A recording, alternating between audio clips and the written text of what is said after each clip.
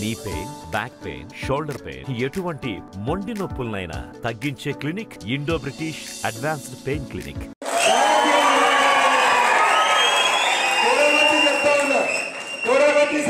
చెప్పబోతున్నా, ఒకవేళ నేను చెప్పిన మాట అబద్ధమైతే రేపు భవిష్యత్తులో ఏం చేస్తానని కూడా నేను వెంకటేశ్వర గుడికి చెప్తా. విశ్వాసం మీ మీద మీకు ఉండాలి. మీ మీద మీకు విశ్వాసం లేకపోతే ఇక మిమ్మల్ని భగవంతుడు కూడా కాపాడాడు. బెటర్ మిమ్మల్ని మీరు అర్థం చేసుకోవాలి. మా అధ్యక్షులందరికీ కూడా ఇది మొదటి సూచన, చివరి సూచన. రేపటి నుంచి ఏ ఊళ్ళో 10 జెండాలు కనబడకపోతే 5వ తారీఖు సాయంత్రం లోపల స్వచ్ఛందంగా పోయి జిల్లా అధ్యక్షుడికి మీరు పదవికి రాజీనామా చేసి నమస్కారం పెట్టాలని మీ అందరికీ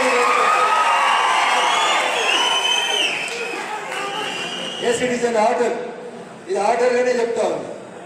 ఎందుకంటే దేశమంతా మెదక్ దిక్కు చూస్తుంది. తెలంగాణ సమాజం అంతా రఘునందన్ నెట్వర్క్ దుబ్బాకని ఆలోచిస్తుంది. చంద్రం మీద విభీషణ్ పడది, విభీషణ్ మీద స్వామిరెడ్డి పడది, కానుగడ్డి సింగ్ మీద కమలాకర్ పడది, ఒకరి మీద ఒకరికి పడది.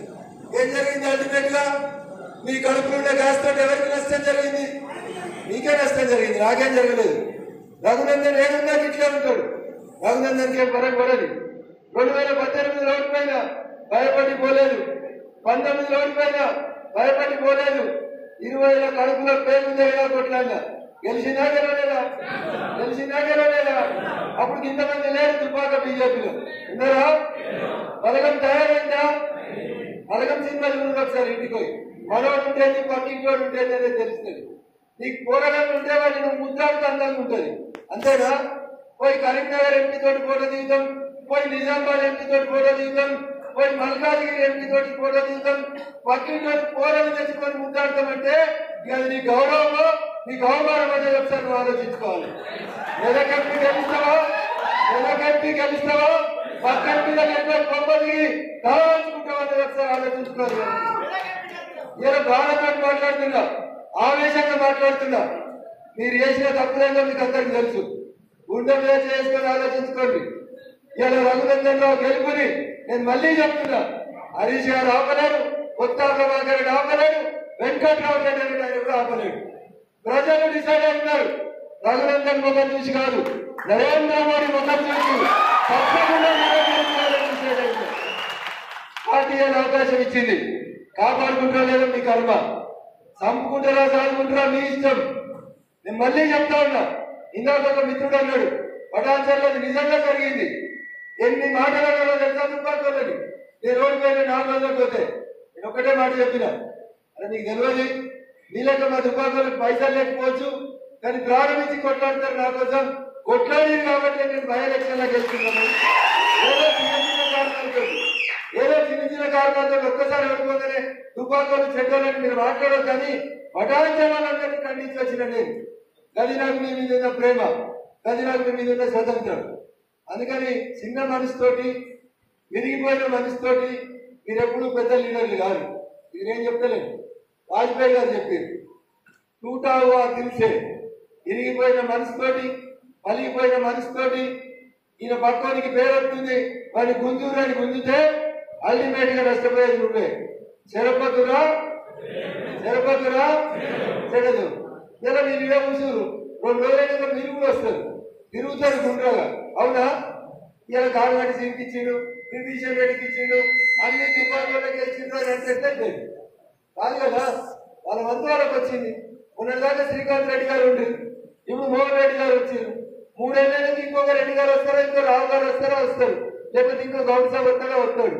మన పార్టీలో 3 సంవత్సరాలకు ఒకసారి బూత్ అధ్యక్షుడైనా, మండలాధ్యక్షుడైనా, జిల్లా అధ్యక్షుడైనా, రాష్ట్ర అధ్యక్షుడైనా, ఆల్ ఇండియా పార్టీ అధ్యక్షుడైనా మారుతుంది. ఇది అవకాశం వచ్చింది కాబట్టి వీళ్ళేదో రగనీళ్ళతో కూర్చోబెట్టుకున్నాడు, మమ్మల్ని చిన్నగా చూసిందని దయచేసి అనుకోవద్దు. మీరు ఇలా వీళ్ళకి అవకాశం ఇచ్చింది పార్టీ. 2 రోజుల తర్వాత వీళ్ళు అటుపోవచ్చు, అటు వాళ్ళు ఇటు రావచ్చు. ఈ రోజు పార్టీ నాకు అవకాశం ఇచ్చింది, రేపు ఇంకొకరికి అవకాశం ఇవ్వచ్చు. కానీ పార్టీ ఆయనకు అవకాశం ఇచ్చింది, నేను చేయను, నాకు అవకాశం ఇస్తేనే చేస్తాను అనే కుత్సిత స్వభావం ఉన్న వాళ్ళు ఎవరున్నా దయచేసి మీ పద్ధతి మార్చుకోండి, మీ బుద్ధి మార్చుకోండి. లార్జర్ ఇంట్రెస్ట్ ఆఫ్ ద పార్టీలో పార్టీ కోసం పనిచేయండి. ఎవరేం చేస్తున్నారు అనేది ఆల్ ఇండియా పార్టీ దగ్గర స్పష్టమైనటువంటి నివేదిక వచ్చింది. మమ్మల్ని కూడా రోజు వార్నింగ్ చేస్తా ఉన్నారు. ఫలానా ఆయన పోయి ఫలానా ఊర్లే ఫలానా పని చేస్తుండ్రు అని చెప్తున్నారు. అమిత్ షా గారు స్పష్టంగా ఊరికొకరిని ఎంగేజ్ చేసింది. ఇప్పటికే ఊరికొకరు అమిత్ షా టీం వచ్చి పనిచేస్తా ఉంది. మొన్న అసెంబ్లీకి మండలానికి ఒకరు వచ్చి పనిచేస్తే ఇలా పార్లమెంట్ ఎన్నికలలో మీకు తెలియకుండానే మీ ఊర్లోంచి ఒక పిల్లగాడు డైరెక్ట్ గా అమిత్ షా గారు ఆఫీస్ లో డైరెక్ట్ గా పనిచేస్తా ఉన్నాడు. అది ఎవరు అనేది కూడా కొందరు ఉన్నారు. వాళ్ళకే తెలుసు, నాకు కూడా తెలుసు. ఎందుకంటే ఏ ఊర్లో ఎవరు పనిచేస్తున్నారో నాకు లిస్ట్ ఇచ్చారు కాబట్టి. వాళ్ళు ఏం చేస్తున్నారో ఎక్కడైనా భూపాల్ రెడ్డి ఇంటికి బీఆర్ఎస్ వాళ్ళు ఎవరెవరు వస్తున్నారు, భూపాల్ రెడ్డి ఇంటికి కాంగ్రెస్ వాళ్ళు ఎవరు వస్తున్నారు, ఏ కారు వస్తుంది, ఎన్ని గంటలకు వస్తుంది కూడా చెప్తున్నారు. గోవింద్ పోయి ఏ బీఆర్ఎస్ లీడర్ ఎప్పుడు కలిసిరు, వాళ్ళు ఒకటే పని పెట్టారు. టీఆర్ఎస్ వాళ్ళ లెక్క ఫ్లగ్గులు పెట్టలేదు, కానీ మనుషుల్ని పెట్టారు. ప్రతి ఊర్లో పని ఎట్లా జరుగుతుంది, ఎవరు పార్టీ కోసం పనిచేస్తున్నారు, రేపు పార్టీని ప్రక్షాళన చేస్తే ఎన్నికల తర్వాత ఎవరు నిజాయితీగా ఉన్నారు, ఎవరు నిజాయితీగా లేరని చేయడానికి చాలా కఠినంగా పరీక్షలు పెడుతున్నారు. నరేంద్ర మోడీ గారు, అమిత్ షా గారు మాకు పదే పదే చెప్తా ఉన్నారు. తెలంగాణలో ఈ రోజు 14 సీట్లు గెలుస్తుంది భారతీయ జనతా పార్టీ. 14 సీట్లు గెలుస్తున్నాం. ఇంకా 2 కనీసం గెలవాలని అమిత్ షా గారు కష్టపడుతుంది. ఎంత సైన్యం వచ్చిందో తెలుసా మీకు? ఊరికి ఒకరిని పెట్టి పని చేపిస్తుందంటే మీరు అర్థం చేసుకోండి. బాలచందర్ ఏం చేస్తుడు, నాగభూషణం ఏం చేస్తుడు, పాండు ఏం చేస్తుడు, ఇట్లా ఒకరు ఇద్దరని కాదు. దయచేసి ప్రతి ఊర్లో టీఆర్ఎస్ వాళ్ళు, బీఆర్ఎస్ వాళ్ళు, కాంగ్రెస్ వాళ్ళు, మన పార్టీ కూడా ఎవరెవరు ఏం చేస్తున్నారని చాలా స్పష్టంగా గమనిస్తున్నారు. ఎందుకంటే ఇది మీ అందరి భవిష్యత్తుకు సంబంధించిన అవకాశం. మరిన్ని వీడియోస్ కోసం ఛానల్ ని సబ్స్క్రైబ్ చేయండి. లేటెస్ట్ అప్డేట్స్ కోసం వాట్సాప్ ఛానల్ ని ఫాలో చేయండి. అండ్ లింక్ డిస్క్రిప్షన్ లో ఉంది.